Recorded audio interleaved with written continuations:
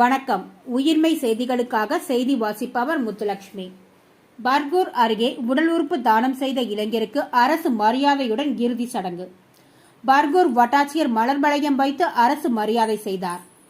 கிருஷ்ணகிரி மாவட்டம் பர்கூர் அடுத்த மல்லப்பாடி அருகே உள்ள மரிமானப்பள்ளி கிராமத்தை சேர்ந்தவர் சதீஷ், 23.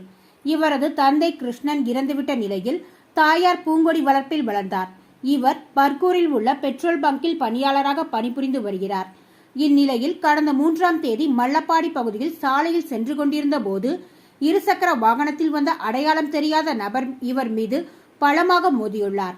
இதில் கீழே விழுந்த சதீஷ் தலையில் பலத்த காயம் ஏற்பட்டு கிருஷ்ணகிரி அரசு மருத்துவக் கல்லூரி மருத்துவமனையில் அனுமதிக்கப்பட்டு மூளைச்சாவு அடைந்தார். இதனை அடுத்து சதீஷின் தாயார் மற்றும் அவரது மனைவி உடல் உறுப்பு தானம் செய்ய சம்மதித்தனர். இந்நிலையில் சதீஷின் உடல் அவரது சொந்த கிராமமான மரிமனப்பள்ளியில் இன்று எரியூட்டப்பட்டது. அப்போது பர்கூர் வட்டாட்சியர் திருமுருகன் தலைமையில் மலர் வளையம் வைத்து அரசு மரியாதை செலுத்தப்பட்டது. பர்கூர் காவலர்கள் பாதுகாப்பு பணியில் ஈடுபட்டனர்.